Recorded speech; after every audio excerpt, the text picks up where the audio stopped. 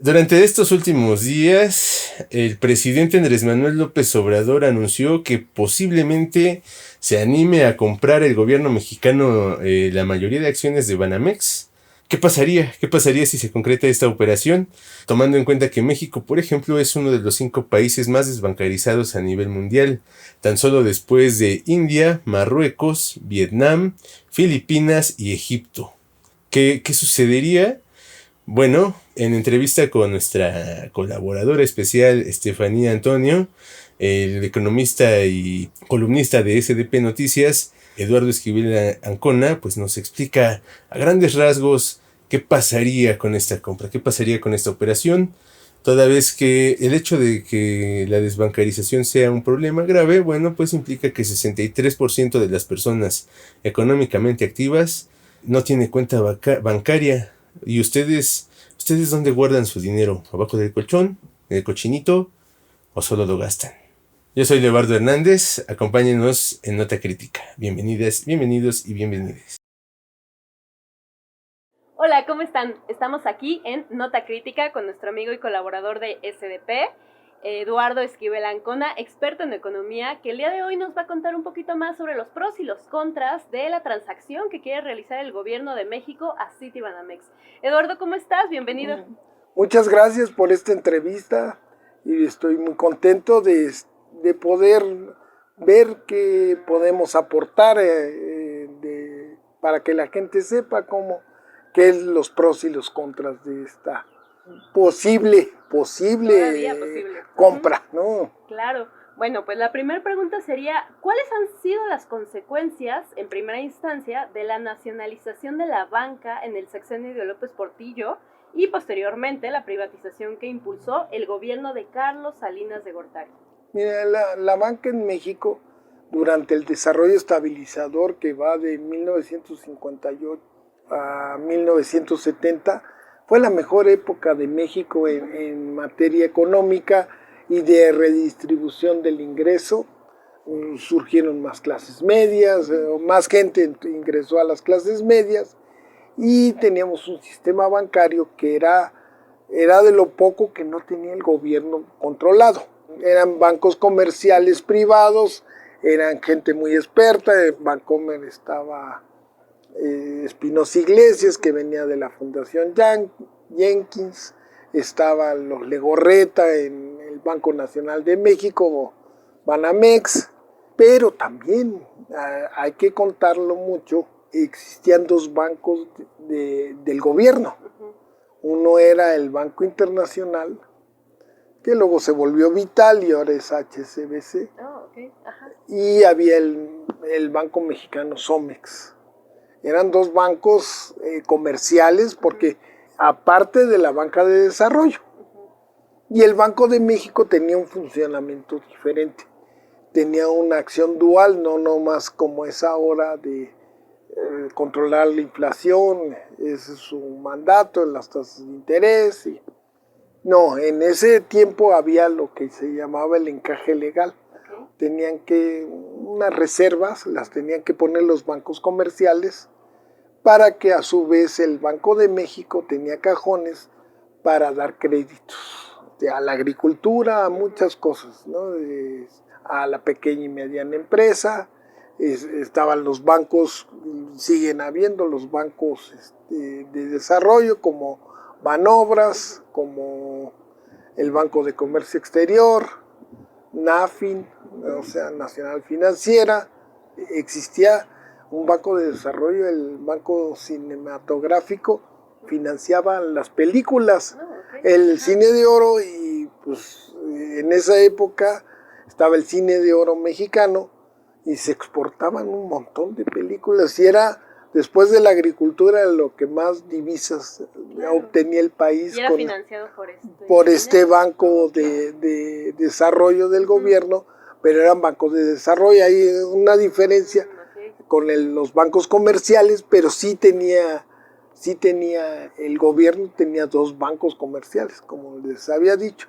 Luego viene la nacionalización, muy mal hecha, pero siguió funcionando los bancos. El desastre fue cuando viene la privatización en época de Salinas de Gortari, le llamaban desincorporación. Y entonces es un desastre porque eran gente sin experiencia en bancos. No, ninguna. Eran cazabolseros, que se había vuelto como una banca paralela a las casas de bolsa, pero a las casas de bolsa tienen otro funcionamiento, tienen otra dinámica muy diferente. Sí, también dan créditos. No, en México no hay la cultura de la bolsa de valores, que es una forma mucho más económica de obtener créditos a las empresas, a las industrias. Luego el que quedó en segundo lugar, Garza Lagüera, que también otro, pues empresarios consentidos, como Slim compró Telmex, y en segundo lugar quedó Roberto Hernández, le dan Banamex. En segundo lugar, con la puja de Banamex, Banamex era el primer banco de México, el más grande de todos. ¿De qué año estamos hablando más o menos? Del 92, que empezaron las privatizaciones. No empezaron, empezaron desde que empezó desde Miguel de la Madrid, pero porque había un montón de empresas. Estamos hablando también de el neoliberal, ¿no? Neoliberal, que empezó con... Claro, por supuesto, hay varios periodos también. Miguel de la Madrid empezó con Miguel de la Madrid. Es curioso, la primera empresa que se privatizó, el Estado hacía hasta cigarros. Oh, okay. Y entonces había una empresa que se llama Tabamex, que era filial tenía el 50% con Philip Morris. Y la primera empresa que se vendió del Estado fue esa, y la compró Carlos Slim. Oh, okay. Es la primera empresa que se privatizó. Entonces, Lalo, si se concreta esta compra de Citibanamex por parte del gobierno de México, ¿estaríamos hablando de un banco nacional? Es un banco con cobertura nacional. No, es que el nombre es hay que hablar de esta historia. Fueron dos bancos los que primeros en México, que fueron del siglo XIX, a finales del 1800. El primero fue el Banco de Londres y México, luego se convirtió en Serfín. Yo lo conocí como Banco de Londres y México, luego se convirtió en Serfín, y luego es el que actualmente es Santander. Y el segundo banco fue el Banco Nacional de México, que pues se le permitió el nombre, porque no se le debió haber permitido el nombre, porque no lo es realmente. Porque era un banco comercial, era un banco privado. Y cuando viene Plutarco Elías Calles, hace el Banco de México, pues le querían poner Banco Nacional de México, pero no se podía, porque ya estaba. Entonces le ponen Banco de México.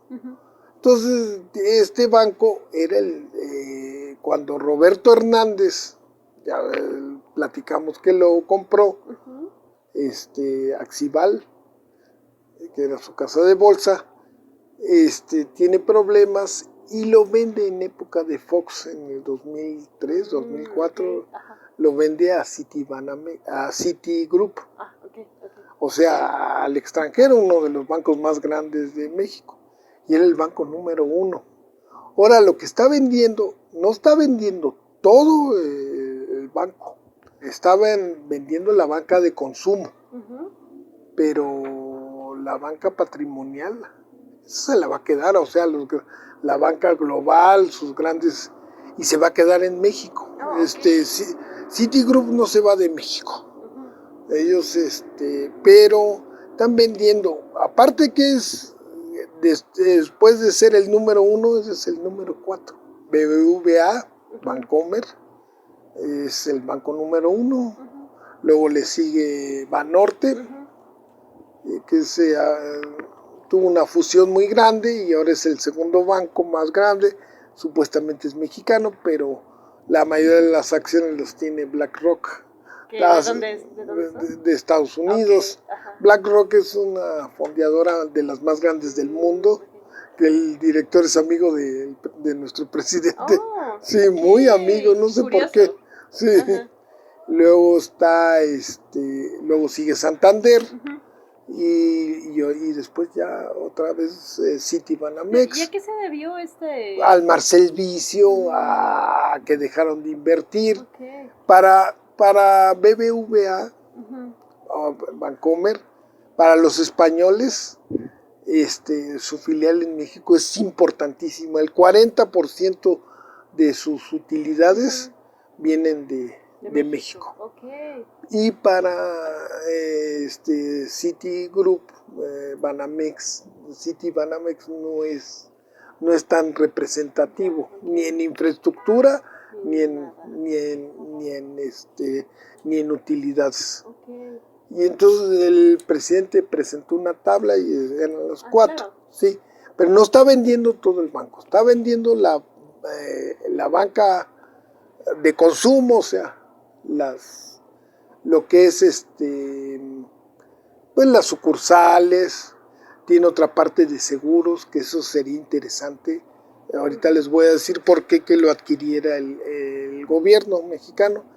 Y tiene otra parte de Afores, que son eso sí les da mucho dinero al banco, a Citibanamex. Entonces es lo que está vendiendo.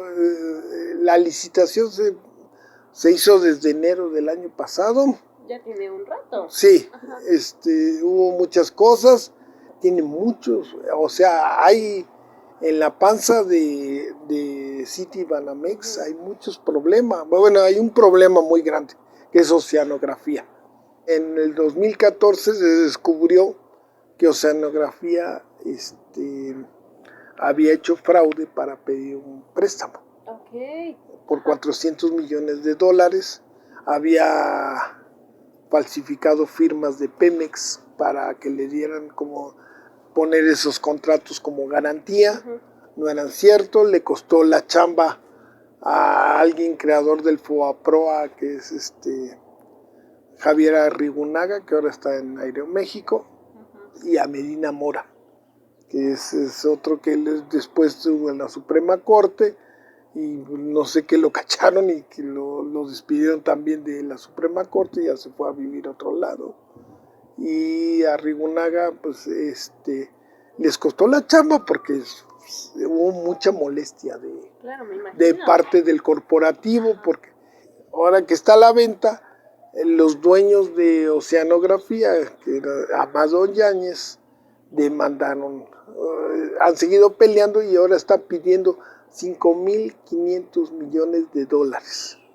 O sea, después de 9 años, sí, y es donde le decía al presidente, cuando el viernes pasado, sí, me dio la palabra, decía que si a Larrea le quitaron, porque era el de los principales interesados en comprar Citibanamex, le quitaron y que eso se hizo un hecatombe. No, eso no es cierto.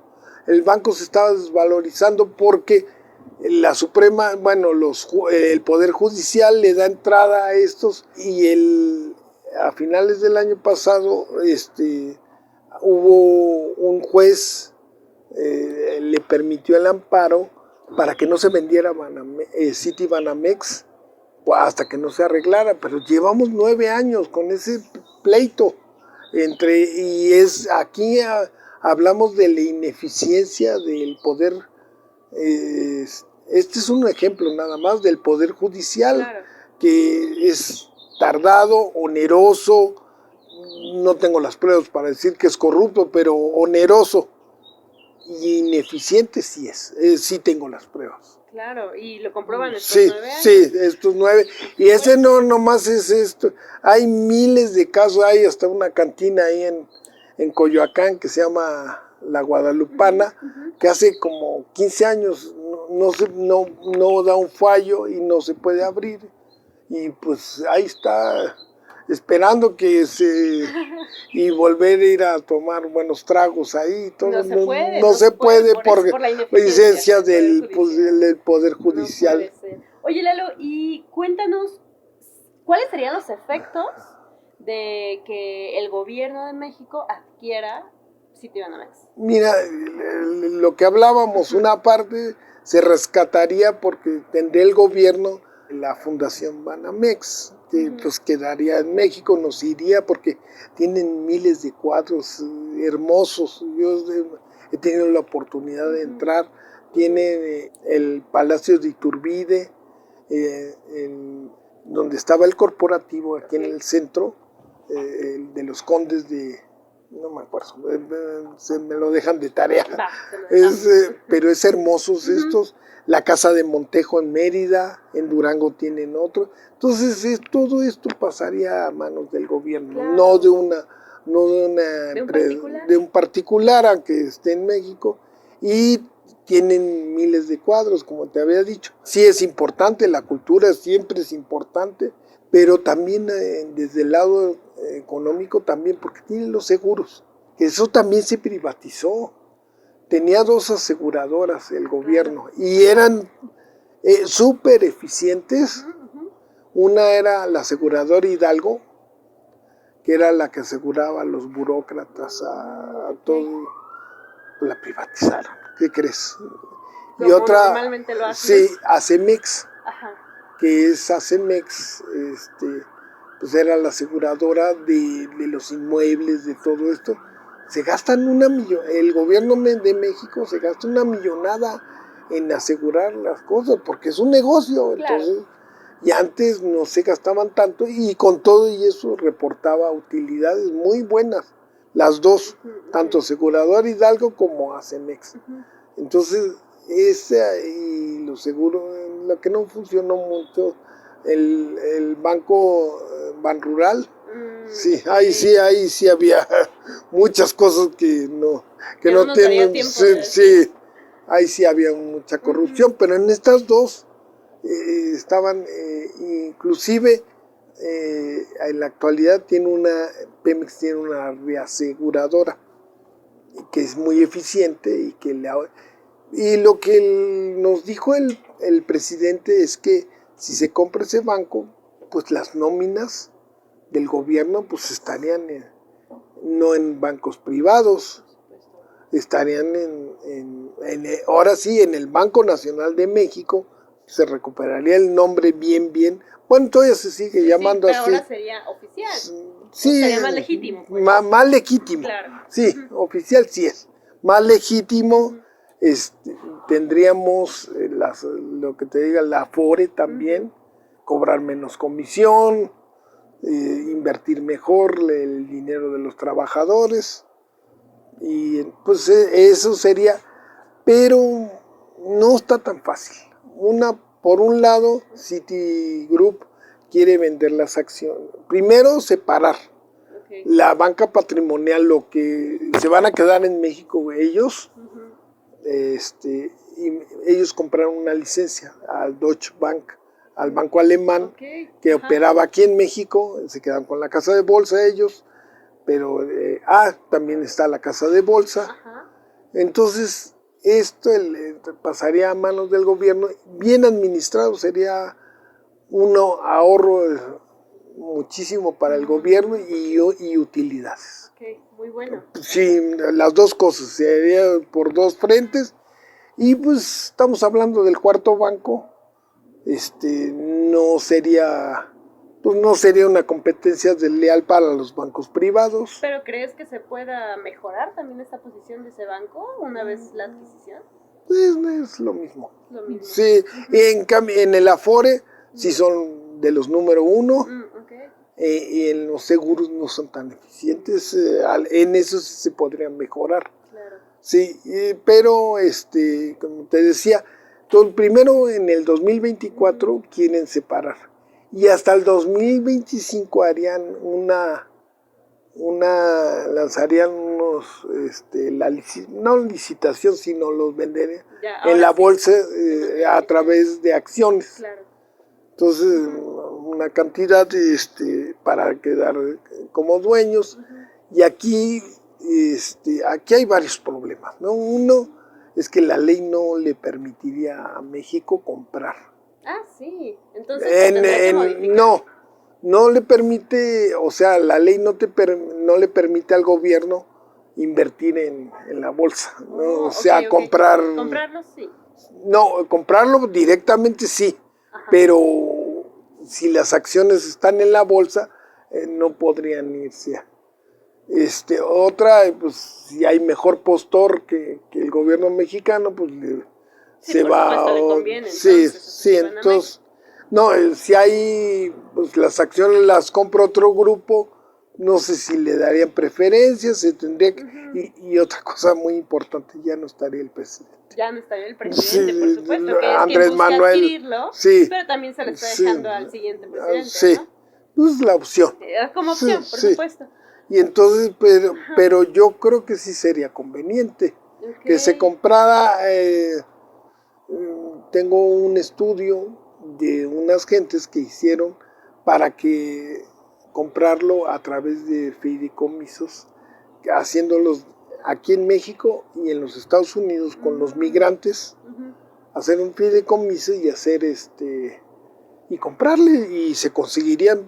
Si acaban de hacer el cálculo, ¿cuánto han mandado de remesas? 60,000 Sí, claro, millones ha de aumentado dólares. completamente. O sea, con una parte de esas remesas, Se podría. más lo de aquí, todo sería un banco que tendría no sé cuántos miles de socios y una junta directiva que son obviamente que tendría que ser gente muy especializada en bancos, supuesto. porque luego ese es el problema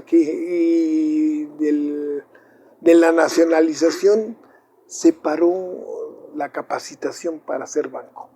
Ahorita los bancos Ok, aquí en claro. México se dedican más a dar tarjetas de crédito al consumo, a la pequeña y mediana empresa, pues ni soñando les dan créditos. Sí, o dan créditos endeudando a la gente, ¿no? Sí, no, pero dan créditos a la nómina, a lo que está fácil.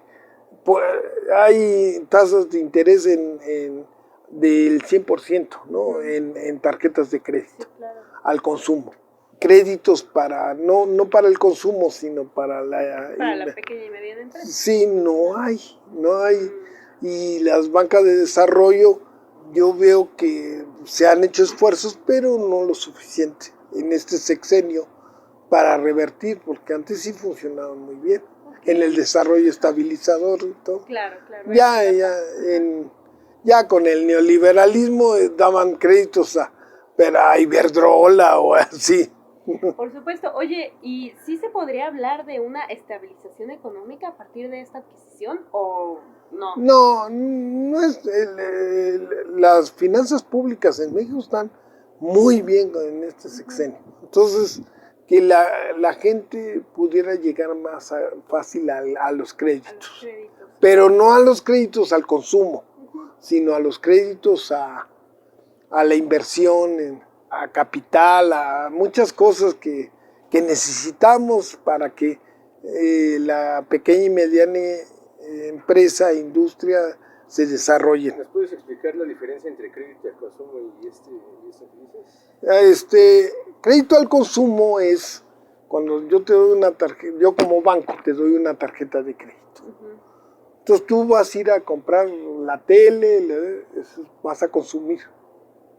Pero si yo te doy un crédito para que tú inviertas y hagas un proyecto de una empresa de gelatinas o de lo que tú quieras, y vas a dar trabajo, esa es la diferencia. O sea, una cosa es la inversión productiva y la otra es al consumo, a estar consumiendo. La deuda. Sí.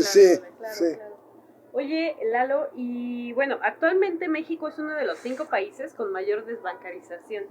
Es decir, alrededor del 61% de las personas en México que son económicamente activas, ahorran su dinero bajo el colchón, ¿no? Como comúnmente se hace. ¿Podría revertirse esta situación si Banamex vuelve a ser, en todos los sentidos, el Banco Nacional de México? ¿Crees que se podría dar esta reeducación, tal vez? Se está apostando al Banco del Bienestar. Por eso cuando el adulto mayor que nunca ha tenido tarjeta de débito que no entra al banco, le dan su tarjeta, pues ya ese es la inclusión financiera, lo que le llaman. Este gobierno también entrevisté al subsecretario de Hacienda, a Llorio, y él me decía que ya en los libros de texto, y se lo pregunté también, ya viene la inclusión financiera, la educación financiera sí.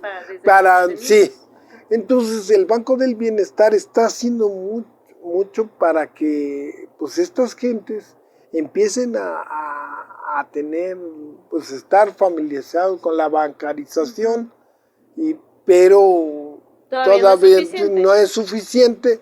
Y pensando solo que se hiciera el proyecto como me lo plantearon las personas que las vi en la calle, de eso sí sería, porque serían hasta socios del banco con acciones chiquititas no, sí, sería increíble, y sobre todo si por ejemplo estamos hablando también de personas migrantes. Sí, y entonces y también la financiera del bienestar está haciendo un gran esfuerzo, porque está dando una tarjeta que puedes mandar dinero desde allá a acá a tus familiares. Entonces se está haciendo el esfuerzo, pero yo siento que esto no es suficiente. Bueno, que también hay que tomar en cuenta que lleva poco tiempo. ¿Cuánto tiempo lleva aproximadamente? No, pues el Banco del Bienestar, o sea, como le están haciendo la tarjeta, pues ahorita todavía hay un montón de problemas con los adultos mayores que cambian de su tarjeta de un lado a otro,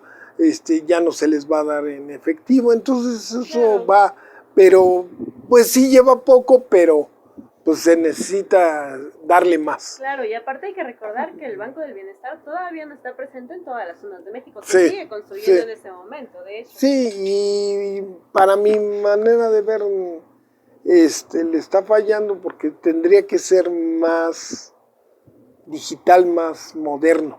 Por supuesto. Y le están haciendo a la antigüita porque ya los cajeros no son... no es la mejor opción. Por supuesto. El teléfono, de una forma digital, inclusive hasta en los clasemedieros, ¿no? Que muchas veces no saben usarlo, no les interesa, siguen guardando el dinero abajo del colchón. Como lo mencionábamos. O en tandas. Sí, por supuesto, que es una excelente manera de ahorrar al parecer, ¿no?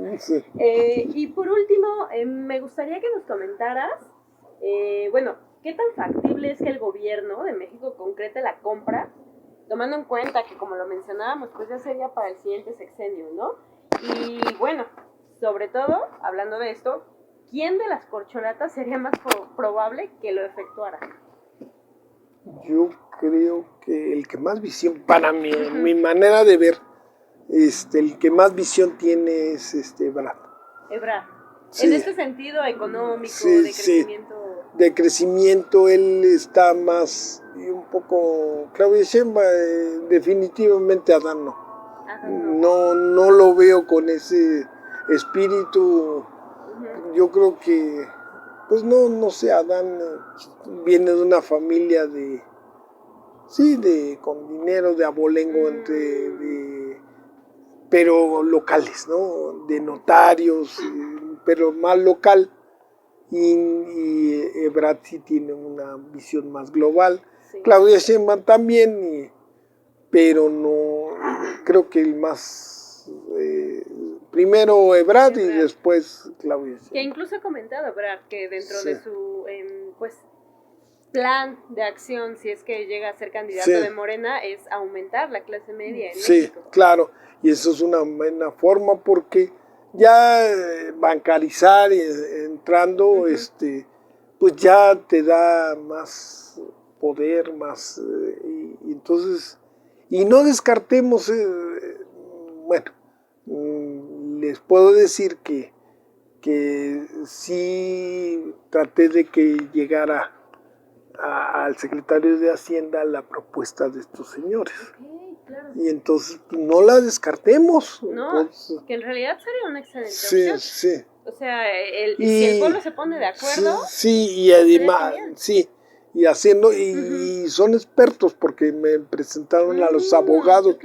porque tienen que ser abogados que sepan de bancos. Por supuesto. Ese es el problema, que en la banca de desarrollo hasta ahorita no han puesto a gente que sepa, no, o sea, yo conozco y me cae muy bien a Jorge Mendoza, yo trabajé con él es un excelente economista, muy bueno para lanzar bonos de deuda y todo eso, se la sabe y ha sido un exitazo, pero no es banquero, es diferente. Y que es un problema. No, porque hacer finalmente los ponen ahí. armar el crédito y todo. Ajá.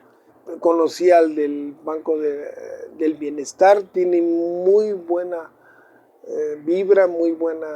Su papá fue el delegado en Tabasco de los bonos del ahorro nacional, Ok. que es el antecesor del Banco del Bienestar. Primero fue los bonos del ahorro nacional, a ustedes no les tocó, pero a mí sí, que ibas a la cooperativa, comprabas el refresco y te daban o comprabas la torta o lo que fuera y te daban un timbre. Y te daban una carta y entonces ibas ahorrando. Oh, mira. Sí, entonces, y era parte de la inclusión financiera. Claro. Eran los bonos del ahorro. Luego se convirtió en Bansefi, que fue una catástrofe porque se dedicaron a dar a los desarrolladores inmobiliarios, que no sé por qué les dieron. Este director me contó que han recuperado muchísimo de la cartera vencida. Oh, okay. Sí, y otra cosa que también que va de la mano de todo esto, dado el país de riesgo por la ineficiencia del Poder Judicial, recuperar un crédito para el banco, para las instituciones financieras, es muy difícil, se tardan años y años. Entonces, cuando ven esto, las tasas de interés son más altas, por el riesgo que tienes de no recuperar tu inversión, que es dar dinero. Entonces, las tasas de interés en México son muy altas. La tasa de referencia en Japón es 0 y hasta hace poquito era del 0,5% en Estados Unidos, antes de que empezaron los problemas inflacionarios, era del 0,5%.